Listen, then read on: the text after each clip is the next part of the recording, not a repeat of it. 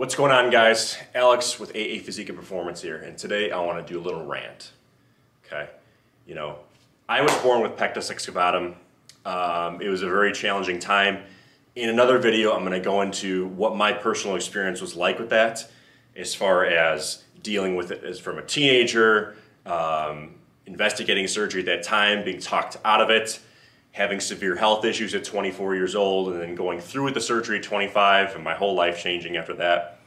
But the one thing I've noticed on social media is that there's a few nefarious individuals who are using Pectus Excavatum as a marketing platform. And believe me, I respect the hustle.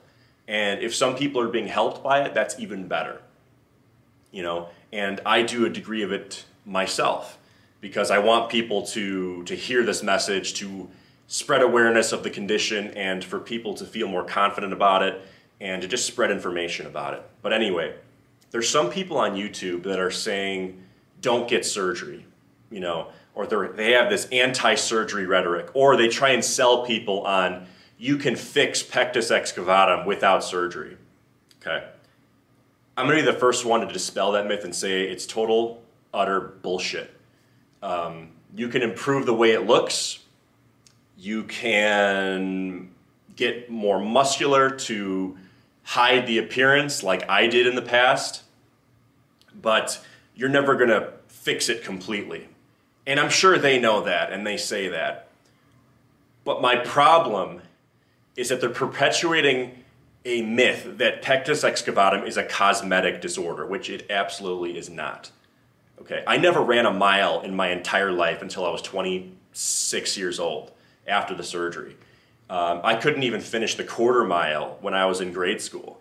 I never finished the mile run in my life when I was in middle school or high school. I couldn't do it because I couldn't do aerobic exercise. It just wasn't possible for me. My sternum was rotated, and I had right ventricular compression of my heart, and as well as one of my lungs.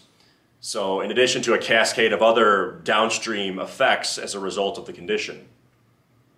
So I feel like these anti-surgery people on YouTube are doing a great disservice to people, because if you have some kind of physiological issue, which many, many people do, it is not a small percentage.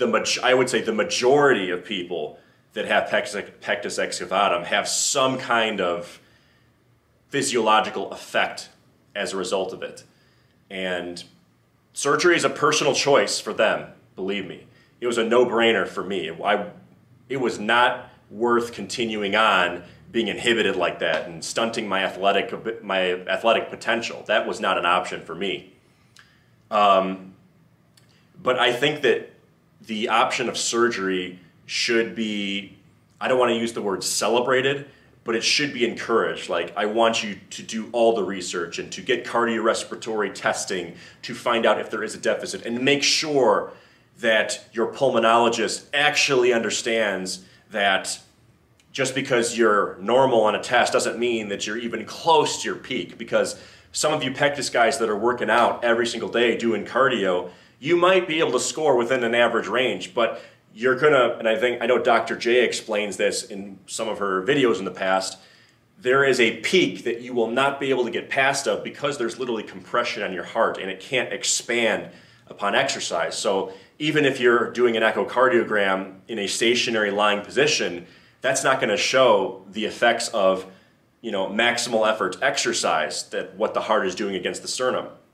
So it's really dishonest for people on YouTube to say that you could fix it without surgery and you don't need surgery, as if surgery is some kind of negative thing. That is absolutely preposterous.